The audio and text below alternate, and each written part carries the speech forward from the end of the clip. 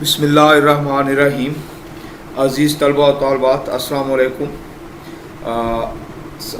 سال اول کے تیسرے نصری سبق سر سید کے اخلاق و خصائل پر آج ہمارا یہ تیسرا لیکچر ہے، جس میں ہم سبق کو مکمل بھی کریں گے اور مشقی سوالات بھی حل کریں گے اور آپ کو حوالہ جات بھی لکھائیں گے جو کہ آپ نے اقتباس کی تشریح میں لکھنے ہیں، اور سبق کا خلاصہ جو ہوتا ہے اس میں ان کا استعمال نہیں ہوگا۔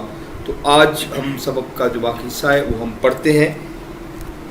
غریب پیشہ وروں اور مزدوروں کے ساتھ جو فیاضانہ یعنی سخاوت کا برتاؤ سلوک اس شخص کا تھا، اس کا ایک ادنا ثبوت یہ ہے، معمولی سا سلوک یہ ہے کہ جب سے وہ مستقل طور پر علی گڑھ میں مقیم ہوئے، یعنی علی گڑھ میں مستقل طور پر دلی چھوڑ دیا اور علی گڑھ میں مقیم ہوئے۔ کیوں مقیم ہوئے بیٹا؟ کیوں قیام کیا؟ وجہ یہ تھی کہ وہاں پہ علی گڑھ کالج کا قیام، اسکول بنایا، پھر علی گڑھ کالج بنا تو وہیں پر رہ گئے تھے۔ اس کے بعد مزدوروں کی مزدوری اور گاڑیوں کا کرایہ پہلے کی نسبت زیادہ ہو گیا، کیونکہ وہ لوگ جو مزدوروں کو سر سید احمد خان جن لوگوں سے کام کرواتے تھے تو ان کو جو ہے یومیہ اجرت وہ زیادہ دیتے تھے اور گاڑیوں کا کرایہ بھی زیادہ دیتے تھے، تو وہ ہمیشہ لوگوں کو ان کی توقع اور حوصلے سے بہت زیادہ دیتے تھے، اور جہاں کہیں ان کا رہنا ہوا یہ لوگ ان کے نہایت شکر گزار ہوئے، یعنی ان کے احسان مند ہوئے۔ یہ سر سید احمد کہیں بھی جاتے تھے، جب کوئی عمارت بنوا رہے ہوتے تھے، کوئی اور کام کرا رہے ہوتے تھے تو مزدوروں سے اور جو کاریگر یا ہنرمند جو بھی کام کر رہے ہوتے تھے تو جو یومیہ اجرت وہاں پہ اس شہر میں یا اس جگہ پہ ہوتی تھی یہ ان کو کہیں زیادہ دیتے تھے، تو پھر اس کے بعد وہاں پر بھی مزدوروں کا یوم اجرت بھی بڑھ جاتی تھی، اور یہ سارا کریڈٹ اور یہ سب جو تھے سر سید احمد خان کی فیاضانہ طبیعت کی وجہ سے تھا، اور پھر وہ مزدور اور کاریگر اور ہنرمند اور ان کے انتہائی مشکور ہوتے تھے۔ سر سید کے ایک دوست ایک زمانے میں ان کے خانگی اخراجات کا حساب لکھا کرتے تھے، گھریلو گھر کے جو اخراجات ہوتے ہیں ان کا وہ حساب لکھتے تھے۔ ان کا بیان ہے کہ جب مہینہ ختم ہوا میں تمام اخراجات کا مختصر گوشوارہ بنا کر، یعنی حساب کتاب کا چارٹ بنا کر ان کو دکھانے کے لیے لے گیا۔ سر سید نے کہا بس مجھے دکھانے کی کوئی ضرورت نہیں، یوں ہی چلنے دو، میں دیکھوں گا تو ناحق میرے دل کو صدمہ ہوگا، یعنی جو کچھ بھی ہے چل رہا ہے چلنے دو، مجھے اس کو دیکھنے کی ضرورت نہیں ہے۔ قومی یعنی اخراجات پر اور کوئی اہم قومی منصوبہ ہوتا تھا علی گڑھ یا دوسرے تو فیاضی سے خرچ کرتے تھے، اور گھریلو اخراجات پر جو خرچ ہوتا تھا تو چاہتے تھے کہ میرا جتنا پیسہ ہے یہ قوم پر ہی خرچ ہو تو بہتر ہے۔ حق یہ کہ جو شخص رات دن اوروں کی اصلاح و فلاح میں رہے گا وہ اپنے خانگی انتظام کی طرف کیوں کر متوجہ ہو سکتا ہے۔ تو یعنی گھریلو زندگی سے ہٹ کے وہ قومی سوچ رکھتے تھے۔ ایک شخص ہوتا ہے وہ اس کے بعد جو ہے اپنی ذات کے بارے میں سوچتا ہے، خود غرض سوچ ہوتی ہے، تو یہ ایک اللہ پاک کچھ لوگوں کو یعنی ایسا دل دیتا ہے جس میں درد بھرا ہوتا ہے پوری قوم کا، تو اس لیے ان کی جتنا سوچ وسیع تھی، جتنی سوچ وسیع ہوتی ہے انسان بھی اتنا عظیم ہوتا ہے۔ تو مخالفوں اور دشمنوں کی برائیوں کا تحمل کرنا یعنی برداشت کرنا اور کبھی ان سے انتقام لینے کا ارادہ نہ کرنا، یہ بھی سر سید کے ان اوصاف میں سے ایک تھا، ان کے وصف میں سے ایک تھا جو ان کی ذات کے ساتھ مخصوص تھے۔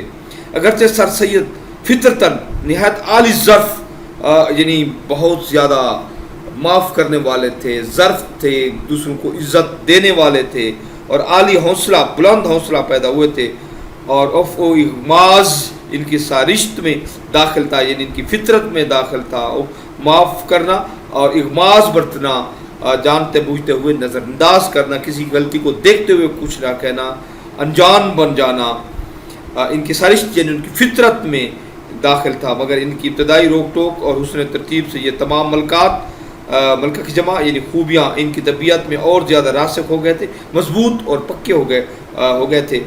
نیک اور عاقل یعنی انتہائی سمجھدار اور دانا والدہ نے یعنی نیک اور عاقل ماں نے بیٹے کے دل میں یہ بات ڈالی تھی کہ سب سے بہتر تو یہ ہے کہ بروں کی برائی سے بالکل درگزر کی جائے، یعنی ان کو معاف کر دی جائے، ان کی طرف دیکھا بھی نہ جائے، یعنی اگر کوئی برائی کرے تو ان کا جواب نہ دیا جائے، معاف کر دو، درگزر کر دو، آگے بڑھ جاؤ، رکو نہیں، اور اگر بدلہ ہی لینے کا خیال ہو تو اس بڑے اور زبردست انتقام لینے والے کے انصاف پر چھوڑ دینا چاہیے۔ اگر برے کے ساتھ آپ فوراً اس کا جواب دیں گے تو جو وہ کر رہا ہے وہی کریں گے تو پھر آپ اور اس میں فرق کیا رہ جائے گا. اس لیے اگر کوئی برائی کرے تو اس کا جواب اگر ہو سکے تو اچھائی سے دے دو. یقل سلیم کی بات ہے اور ہمارے دین اسلام اور حضرت محمد صلی اللہ علیہ وسلم کا بھی یہی سبق ہے. لیکن اگر بدلہ لینا ہی ہے تو اللہ پاک پر چھوڑ دو. اللہ پاک ہی سب سے بہتر انصاف کرنے والا ہے. اس لیے لڑکپن میں یہ سبق پڑھایا تھا, یعنی والدہ نے سب ان کو یہ سبق پڑھایا تھا, بچپن ہی میں یہ سبق پڑھایا تھا کہ برائی کرنے والوں کے ساتھ برائی کرنا, خود اپنے آپ کو ویسا ہی بنانا ہے, ان جیسا ہی بنانا ہے. سر سید کو اس وجہ سے کہ مسلمانوں کی دنیاوی ترقی کے لیے کوشش کرتے تھے, دنیا سے متعلق امراء سے ملتے تھے.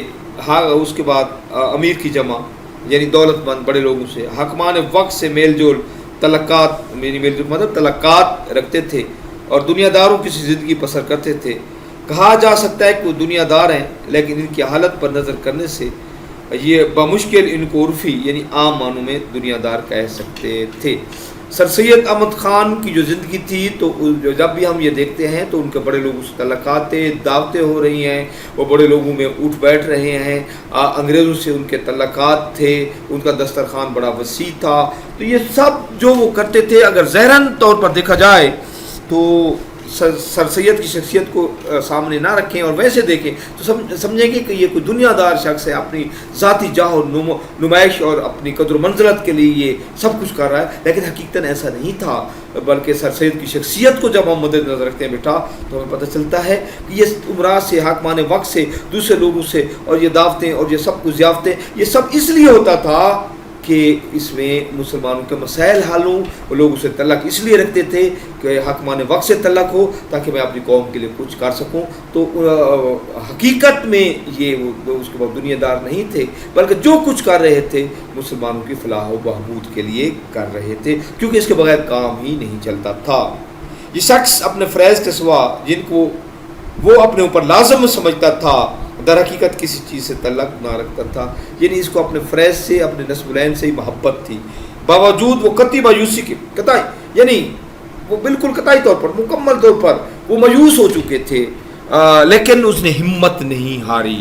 مایوس کیوں ہو چکے تھے؟ قدامت پسند مسلمان جو قدیم خیالات رکھنے والے ہیں انہوں نے ان پر الزامات لگائے تھے, ان کو انگریزوں کا ایجنٹ کہا تھا, ان کے یعنی اس کے بعد جو ہے ان کو اور بھی بہت زیادہ الزامات لگائے گئے تھے. ان کو نیچری کہا جاتا تھا, کہتے تھے ان کا دین اسلام سے کوئی تعلق نہیں ہے, یہ جدید علوم پڑھا کے انگریزی کی طرح راغب کر کے مسلمانوں کو انگریزوں کے نسل العین پر عمل پیرا ہیں اور یہ انگریزی تہذیب میں ڈالنا چاہتے ہیں, ان کو کرسچن بنانا چاہتے ہیں. یعنی اس طرح جھوٹے بہت سے الزامات ان پر لگے, اور سچا آدمی ہو اس پر جب یہ الزام لگے تو اس کو دلی تکلیف بھی ہوتی ہے. تو لیکن اس کو یہ مجوس بھی ہو چکے تھے, قطعی مجوسی کے جو اس کو مسلمانوں کی طرف سے, تو انہی الزامات کی وجہ سے, کیونکہ سچے اور سادہ ایک آدمی تھا, اور پھر اس کو جب اپنی جن لوگوں کی وہ خیر خواہی کر رہا تھا انہی لوگوں کی طرف سے اس پر الزام لگتے تھے تو ان کو مایوسی تو ہوتی تھی, یہ ایک فطری بات ہے. لیکن اہم بات یہ ہے کیا اس نے ہمت ہار دی؟ نہیں, اس نے ہمت کبھی نہیں ہاری. اور وہ جس کو اکثر پرائیویٹ صحبتوں میں نہایت افسوس کے ساتھ ظاہر کرتا تھا. پرائیویٹ صحبتوں میں پرائیویٹ صحبت یہ ہوتی ہے کہ جو قریبی دوست ہوتے ہیں ان کے ساتھ آدمی دل کی بات کہتا ہے, جلسوں میں عوام کے سامنے یہ کہتا تھا مجھے یقین ہے کہ ہماری حالت بدلے گی, آگو بڑھو, کبھی ہمت نہیں ہاری, مسلسل یہ پورے برصغیر کے دورہ کرتا رہا, دن رات کام کیا. لیکن جب کبھی بھی اپنے ذاتی دوستوں میں یہ بیٹھتے تھے تو بعض اوقات مایوس ہو جاتے تھے, کہتے تھے کہ مجھے حالت بدلتی نظر نہیں آتی. اس کی کوششیں آخری دم تک جاری رہیں.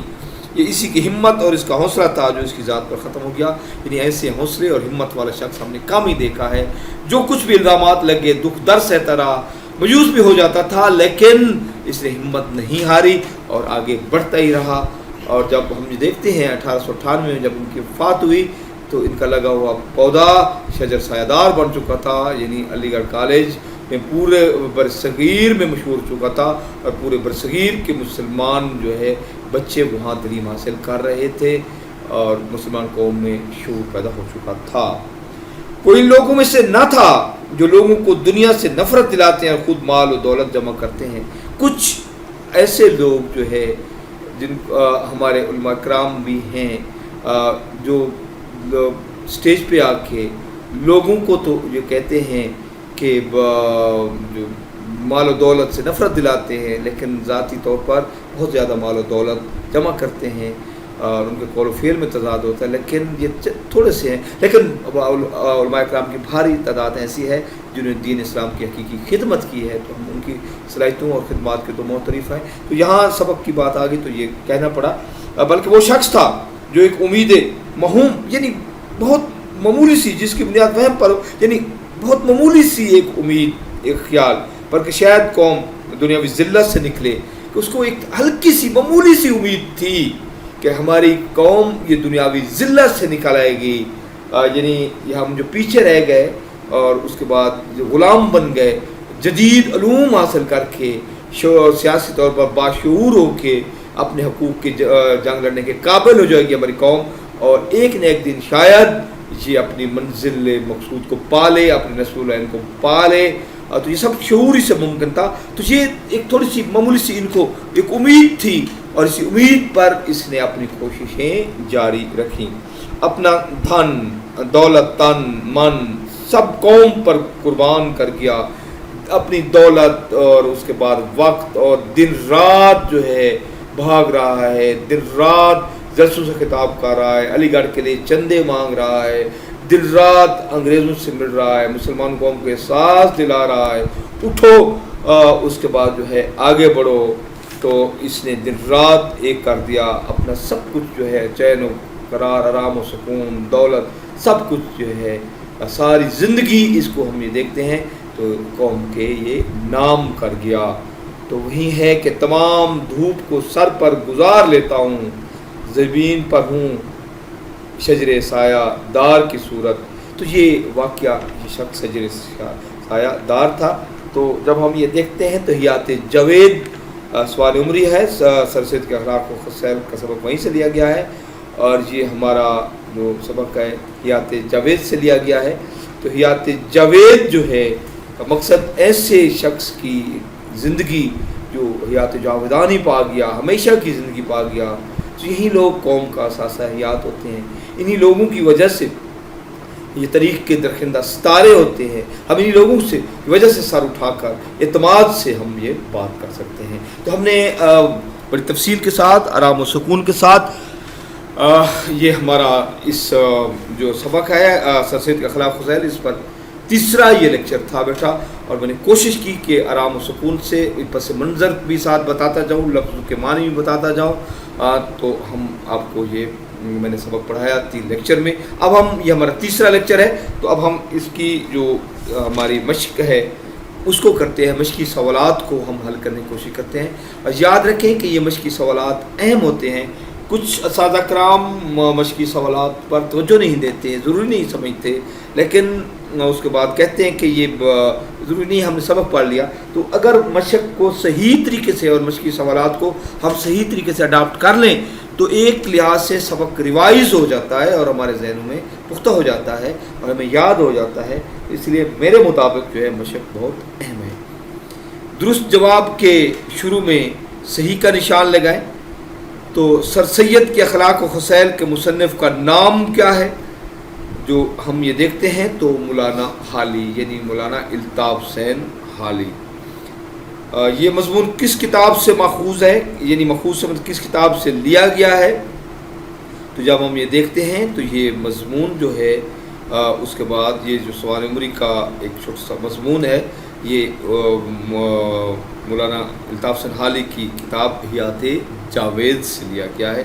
तो हम उसको जो है पहले को अलिफ को टिक करेंगे और दूसरा जो हमारा ये सवाल है तो एक्सक्यूज़ में हम दाल हियात जावेद। सर सैयद को कौन सा फल मरगूब था? जब हम ये देखते हैं तो उसके बाद जो है सेब है, अंगूर है, आम है, अनार है। तो उसके बाद जो है सर सैयद को जब हम देखते हैं तो उनमें आम ही उनको मरगूब था। सर सैयद की मरगूब ग़िज़ा क्या थी? तो जब हम ये देखते हैं तो उसके बाद जो मिल जाए तो वही उसको खा लेते थे। सर सैयद खाने के बाद क्या पीते थे? सर सैयद खाने के बाद जब हम देखते हैं तो आम पाव उसे दूध जो है वो पीते थे। तो ये दूध है। مختصر جواب دیں. کیا سر سید خطوں کا جواب باقاعدہ دیتے تھے؟ مصنف کے بقول سر سید خطوں کا جواب دینے میں نہایت فیاض تھے. کسی بھی مرتبے کا انسان کا خط ہوتا فوراً اور باقاعدہ جواب دیا کرتے تھے. کوئی بھی شخص ان کو خط لکھتا تھا تو ان کا فرض بن جاتا تھا کہ اس کا جواب دے. کوئی امیر ہے، کوئی غریب ہے، کوئی بہت بڑا ہے، کوئی بھی ہے، تو یہ سب کو عزت دیتے تھے، اور کسی کوئی خط لکھتا تھا تو اس کا جواب باقاعدہ دیتے تھے. کیا سر سید کو مہمانوں کی آمد ناگوار گزرتی تھی؟ اس کے بعد جب ہم دیکھتے ہیں سر سید کو مہمانوں کی آمد ناگوار نہ گزرتی تھی، بلکہ اگر ان کے دسترخوان پر کس دن مہمان نہ ہوتے تو کھانا کھانے کا لطف نہ آتا، اور جس دن زیادہ مہمان ہوتے تو ان کے گھر عید ہوتی تھی. یہی ایک بڑے آدمی کی نشانی ہے. مہمان بہت پسند کرتے تھے، مہمان سے خوش ہوتے تھے، اور عید کا سما ہوتا تھا جب ان کے گھر کوئی مہمان ہوتے تھے. جس دن مہمان نہ ہوتے پریشان ہو جاتے تھے. سر سید کی شخصیت کا نمایاں ترین پہلو کیا ہے؟ یعنی اہم ترین جو واضح طور پر نظر آئے وہ پہلو کیا ہے؟ سر سید کو اللہ تعالیٰ نے بے شمار خوبیاں عطا کی تھیں، لیکن ظرافت، ہنسی مزاح اور خوش طبعی ان کی جبلت میں داخل تھی، ان کی فطرت، سرشت میں، خصلت میں شامل تھی. کسی بھی بات کرنے کا خدا نے ایسا سلیقہ دیا تھا، طریقہ دیا تھا، انداز دیا تھا کہ کوئی بات تہذیب کی حد سے متجاوز نہ ہونے پاتی تھی، بڑھتی ہی نہیں تھی. سر سید راست بازی کو کیا سمجھتے تھے؟ اس کے بعد یعنی سچ بولنے کو، ایک پاکیزہ اور سچی زندگی گزارنے کو، ایسی زندگی جس میں بالکل جھوٹ نہ ہو، اس کو کیا سمجھتے تھے؟ سر سید احمد خان راست بازی کو اپنا دین و ایمان سمجھتے تھے. سر سید خود بھی راست بازو کے دل سے قدر کرتے تھے. سر سید کا دوستوں کے ساتھ برتاؤ کیسا تھا؟ یعنی دوستوں کے ساتھ ان کا سلوک کیسا تھا؟ سر سید کا دوستوں سے برتاؤ سلوک بہت نرالا تھا. ان کی خوشی بلکہ ان کی زندگی کا مدار کام اور دوستوں کی ملاقات پر تھا. ان کی زندگی کا مدار کام، یعنی کام کو اہمیت دیتے تھے، اور انصار اور دوستوں کی ملاقات. دوستوں سے مل کر بہت خوش ہوتے تھے، جیسے ان کو نئی توانائی مل جاتی تھی. وہ پھر واقعہ حقیقی طور پر دوستوں کو زندگی کا ایک حصہ سمجھتے تھے. سید کو کون سا پھل پسند تھا؟ سر سید کو پھلوں میں آم اور خربوزے نہایت محبوب تھے، پسند تھے. آم اور خربوزے کو نہایت شوق سے وہ کھاتے تھے. سر سید کھانے کے بعد عموماً کیا پیتے تھے؟ جب بھی سر سید کھانا کھا لیتے تھے تو عام کھانے کے بعد جو ہے سر سید کھانا کھانے کے بعد کوئی پاؤ سے دودھ دونوں وقت بلا ناغہ پی لیتے تھے. یعنی ایک پاؤ دونوں وقت جو ہے جب بھی کھانا کھاتے تھے اس کے بعد یہ پی لیتے تھے، اور اس کو بلا ناغہ یہ ان کی عادت تھی، اور تو یہ لازمی وہ پیتے تھے. سر سید نے مطالعے کی عادت کب سے اپنائی؟ سر سید نے مطالعے کی عادت ابتدائی بچپن ہی سے اپنائی تھی. بچپن ہی سے ان کو مطالعے کا شوق تھا اور شوق سے وہ پڑھتے تھے. سر سید نے خطبات آمدیہ کتنی مدت میں لکھی؟ سر سید نے خطبات آمدیہ 1.5 سال کے عرصے میں لکھی، اور میں اس کے بارے میں آپ کو سبق پڑھاتے ہوئے تفصیل سے اس کے بارے میں آپ کو بتا چکا ہوں. اور یہ انہوں نے لندن میں ولایت میں بیٹھ کر لکھی تھی.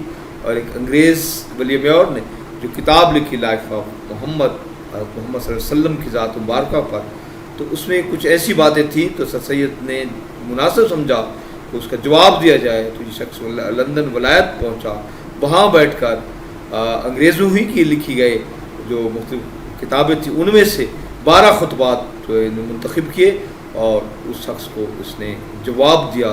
تو یہ انہوں نے اپنا دینی فرض سمجھا. تو یہ رسول پاک صلی اللہ علیہ وسلم سے ان کی والہانہ محبت کی ایک علامت بھی تھی اور ثبوت بھی تھا.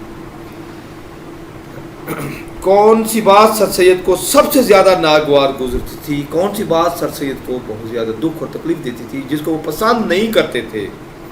سر سید کو سب سے زیادہ بات جو ناگوار گزرتی تھی، جس کو وہ پسند نہیں کرتے تھے، وہ یہ کہ ان پر راست بازی کے خلاف کوئی الزام لگایا جائے. یعنی وہ کہتے تھے کہ مجھ پر جو الزام لگاؤ، لیکن میری بات سے اختلاف ضرور کرو، لیکن میں جو بات کہتا ہوں میں جھوٹ نہیں کہتا.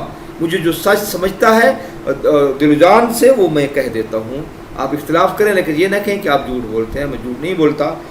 تو اس لیے میری راست بازی یعنی یہ نہ کہو مجھے جھوٹا نہ کہو. وہ ہمیشہ سچ بولتے تھے اور دل و جان سے جس بات کو سچ سمجھتے تھے. آپ نے دیکھا پڑھا بھی ہے کہ اگر کوئی ان کو جب کوئی بات سچی معلوم ہوتی تو وہ کہہ دیتے تھے، اور ذہن میں یہ تھا کہ اگر کوئی ایک بھی اس سے یعنی میرا ساتھ نہ دے تو سچ بات ہوتی تھی، تو وہ سمجھتے تھے، تو وہ کہہ دیتے تھے۔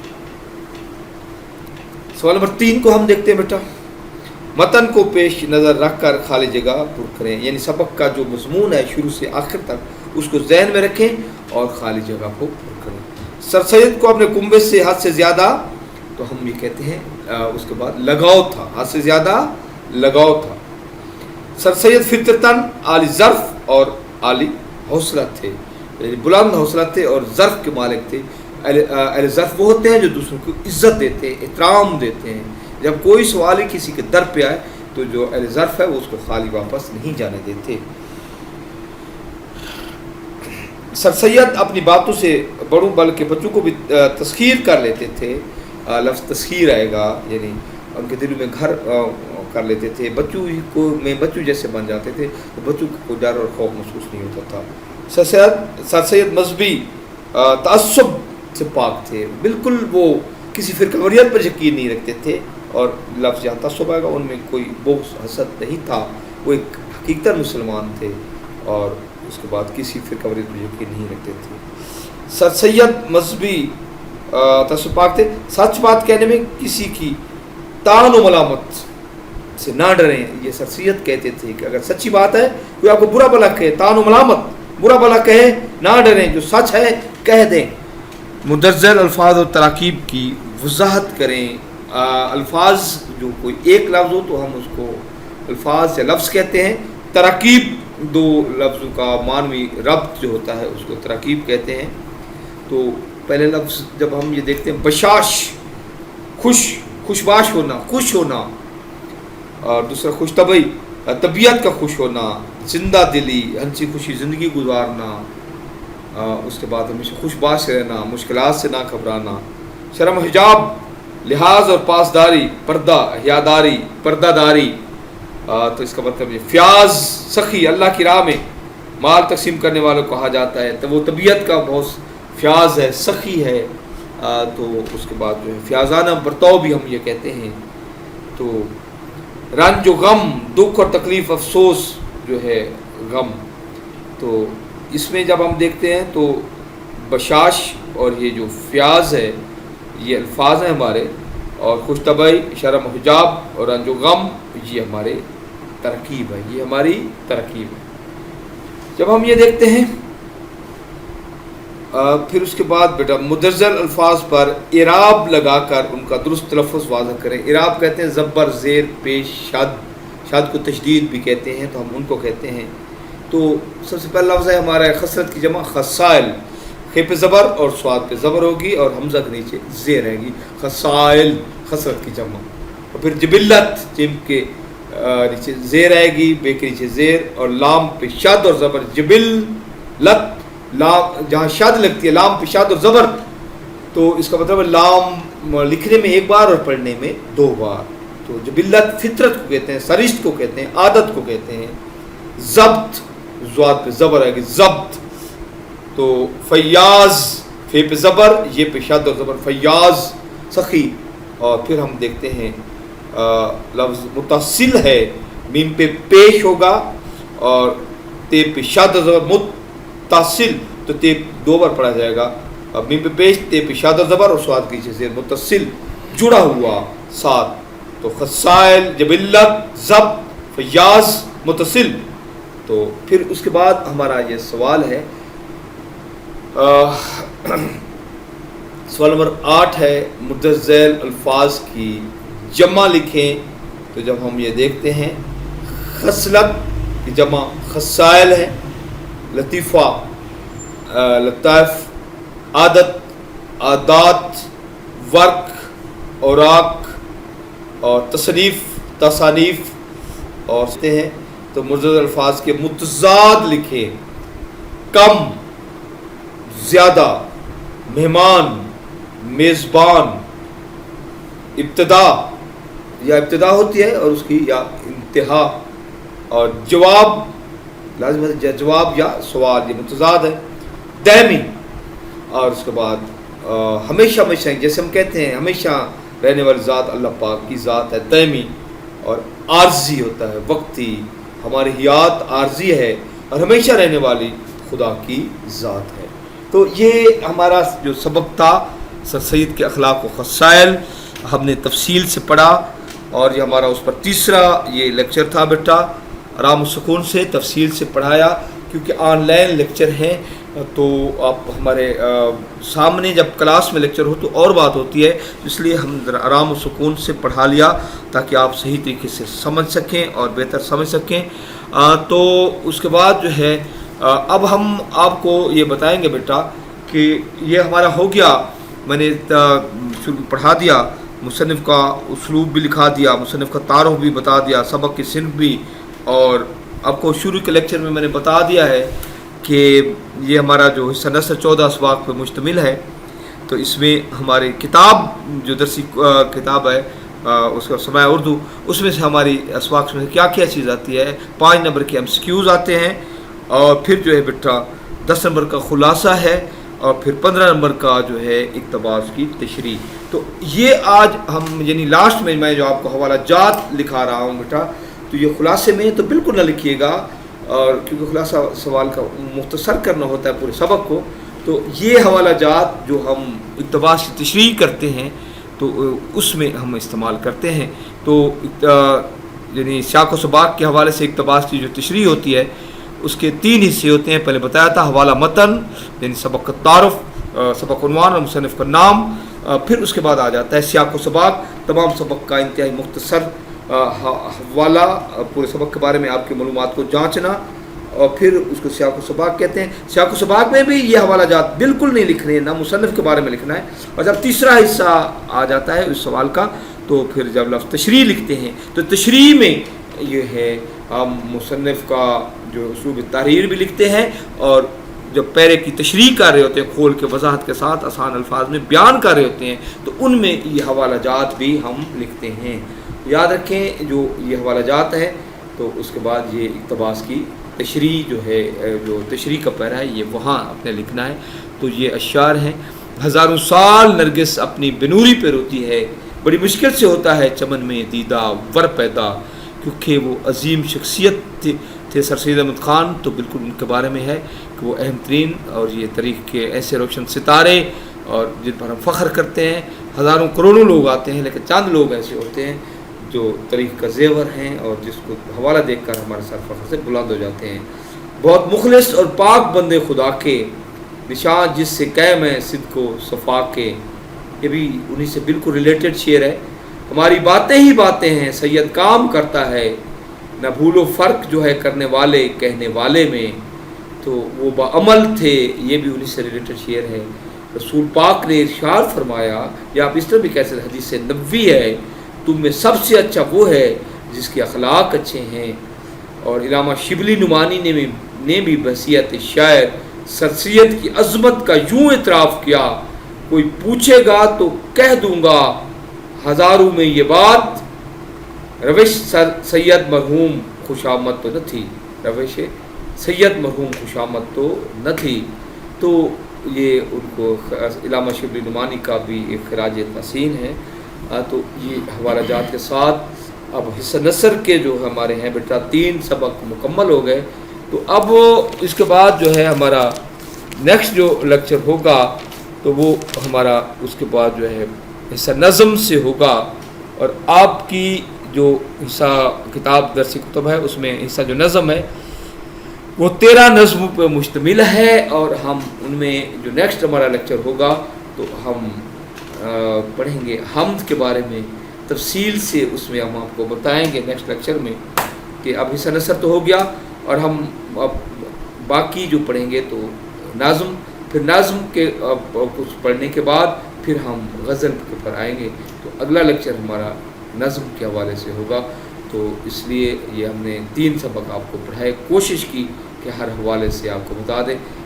حصہ نثر میں اہم سوال اقتباس تشریح وہ میں آپ کو اس کی پریزنٹیشن اور طریقہ کار سمجھا چکا ہوں، خلاصے کے بارے میں بھی میں آپ کو سمجھا چکا ہوں، اور تمام اسباق کے حوالہ جات بھی میں آپ کو دکھا چکا ہوں، مشکل الفاظ کے معنی بتا چکا ہوں، کسی جملے کا جو پس منظر ہے وہ بھی میں آپ کو بتا چکا ہوں۔ کوشش کی کہ آپ کو بہتر طریقے سے آگاہی ہو، اور انشاءاللہ اللہ پاک سے دعا ہے کہ آپ خوش و خرم رہیں. ٹھیک ہے بیٹا, خدا حافظ.